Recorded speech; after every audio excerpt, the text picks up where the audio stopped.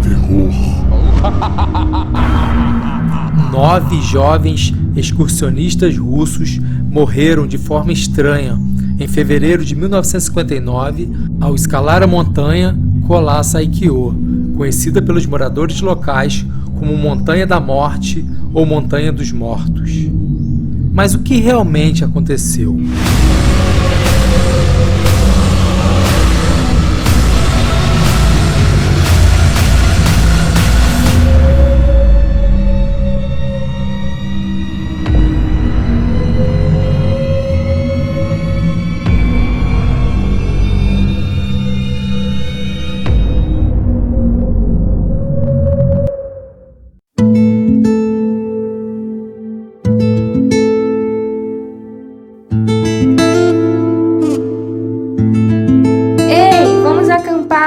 Vamos subir a montanha! Vamos!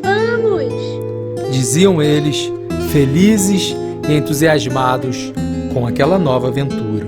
Contudo, não sabiam que, na verdade, estavam indo em direção à morte.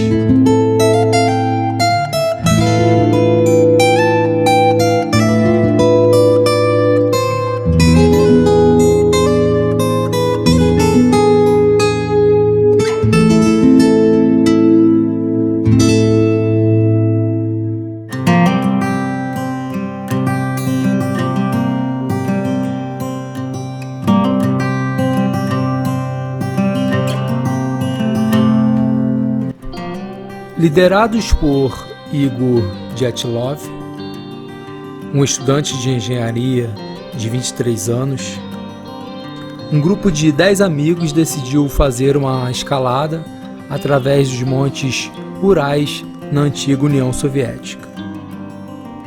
O objetivo era chegar à montanha Otorten. Os membros pegaram um trem para a cidade Aitel e seguiram de caminhão para Mizrai, o último assentamento habitado. O grupo até então era formado por 10 pessoas. A maioria era de jovens entre 20 e 24 anos. Todos os jovens eram esquiadores e tinham experiência com nevascas e escaladas, embora essa fosse uma das mais difíceis. No dia 27 de janeiro, os 10 jovens começaram a jornada em direção a Otorten. Porém, um dia depois, em 28 de fevereiro, um deles, Yuri Yudin, começou a se sentir mal e acabou retornando. Não sabia ele que acabara de se livrar de um incidente macabro e mortal que aconteceria dias depois. Para os outros integrantes, toda a jornada até então estava indo bem, nos dias que se seguiram. Porém, no dia 1º de fevereiro, tudo começou a mudar, pois as condições meteorológicas pioraram muito. A princípio, planejavam atravessar um vale e acampar do outro lado durante a noite, certamente por ser mais seguro. Contudo, devido aos fortes ventos e à baixa visibilidade, eles se perderam e acabaram seguindo em outra direção. Ao perceber isso, resolveram acampar no declive de uma outra montanha até que o tempo melhorasse. Mas montaram a barraca aos pés da montanha Kola-Saikyo, que significa Montanha da Morte, na língua dos Mansi, um povo nativo da região. Se a montanha tem esse nome, já não é uma boa coisa, não é mesmo? E infelizmente, o pior aconteceu. No fatídico dia 1º de fevereiro de 1959, os acontecimentos macabros deram início. À aproximadamente meia-noite, sem uma explicação lógica, os jovens cortaram a barraca por dentro e escaparam para um bosque que ficava bem distante do acampamento e não estavam com roupas próprias para o tempo frio. A temperatura era baixíssima, cerca de 25 graus negativos. Equipe de buscas encontraram todos os jovens mortos tempos depois. E o mais estranho não foi isso, mas o fato de que alguns dos corpos estavam nus ou seminus e 3 deles exibiam ferimentos graves, crânio esmagado, sem olhos e até uma língua faltando. E aqueles jovens que ainda tinham alguma roupa no corpo estavam vestidos parcialmente, alguns sem sapatos, outros com roupas que não eram deles, como se tivessem saído sem preparação e apressadamente no meio da noite com a primeira coisa que encontraram. Além disso, alguns corpos apresentavam níveis de radiação acima do normal em suas roupas. Esse caso macabro e misterioso ficou conhecido como o incidente do Passo Dyatlov, em homenagem ao líder da expedição, Igor Dyatlov. Mas qual a explicação para estes acontecimentos? Segundo a investigação criminal soviética de 1959, uma força natural convincente tinha causado a morte do grupo de Dyatlov. Ou seja, na verdade, o caso ficou sem explicação, pois o que é uma força natural convincente?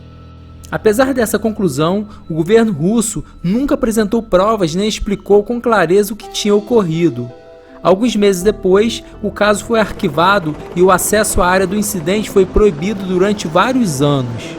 Como o caso ficou sem uma explicação plausível, somada a testemunhos de supostas observações de esferas laranjas brilhantes flutuando no céu durante aquela noite e supostos rastros de radioatividade encontrados nas roupas dos montanhistas, fez com que os familiares dos mortos desconfiassem da versão oficial. Perante a ausência de uma explicação lógica que revelasse as causas das mortes, as teorias conspiratórias em torno do caso Dyatlov foram se expandindo por toda a Rússia. Alguns asseguravam que os excursionistas tinham morrido de pânico induzido por infrações, outros que animais selvagens os tinham comido, e outros supuseram que as tribos locais eram responsáveis pelas mortes. Chegou-se a acreditar também que tivessem sido vítimas do abominável Homem das Neves, ou de testes de armas nucleares que a KGB os tinham assassinado por razões políticas, que foram atacados por prisioneiros fugitivos, por alienígenas, ou também que mataram uns aos outros. Enfim, o que não faltou foi criatividade para as mentes férteis da população. Mas por que os montanhistas tiveram que abandonar suas barracas? E como realmente morreram? Numa decisão sem precedentes, o Ministério Público da Rússia decidiu reabrir o caso em 2019 e no ano passado informou que uma avalanche de neve tinha sido a verdadeira causa das mortes. A explicação mais uma vez não convenceu. Diante da nova hipótese oficial, os incrédulos expuseram 4 argumentos que questionavam a possibilidade da avalanche. Primeiro, a equipe de busca que chegou 26 dias depois da tragédia não relatou sinais óbvios de uma avalanche. Segundo, o ângulo médio de inclinação do terreno sobre a localização da barraca era inferior a 30 graus, portanto, insuficientemente íngreme para produzir uma avalanche. Terceiro, a avalanche ocorreu durante a noite, pelo menos 9 horas depois de os montanhistas fazerem o corte na neve para instalar seu acampamento. E quarto, as lesões de tórax e crânio dos mortos não eram típicas de vítimas de avalanches. Jorgaun, diretor do Laboratório de Simulação de Neve e Avalanche da Universidade de Lausanne, e Alexander Puszuen, professor de Engenharia Geotécnica da Universidade de Zurique, Suíça, especialista em deslizamentos de neve, decidiram começar a pesquisar um mecanismo físico quantificável que pudesse conciliar a hipótese de avalanche com as pistas aparentes contraditórias. As conclusões de seu trabalho, publicado na mais recente edição da revista Nature, demonstram como uma pequena placa de neve se desprendeu da montanha, atingiu os excursionistas enquanto dormiam e os obrigou a abandonar o acampamento.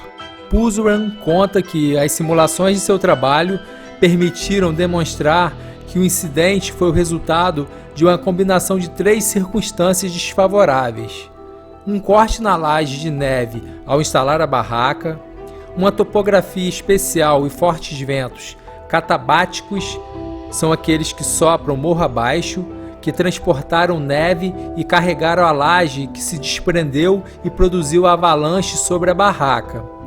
Para explicar o ocorrido, os pesquisadores construíram um mecanismo físico que simula avalanches de lajes causadas pela acumulação progressiva de neve arrastada pelo vento em uma ladeira semelhante àquela onde os excursionistas acamparam.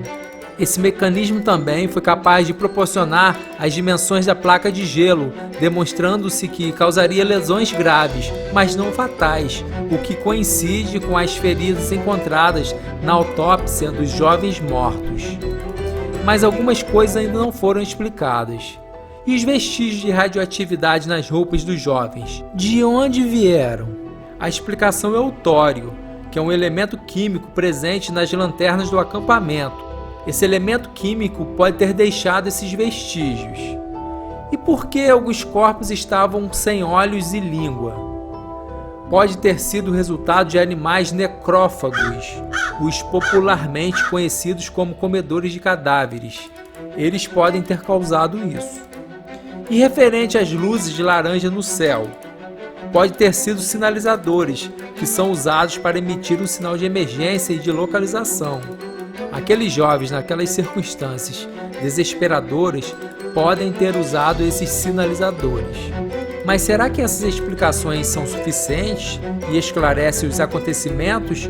Ou realmente foram os militares, ou até mesmo algo sobrenatural que causou tudo isso? O que vocês acham? Escreva aqui nos comentários. Eu sou Anselmo Gonçalves, espero que vocês tenham gostado desse caso misterioso. Um forte abraço e até o próximo vídeo.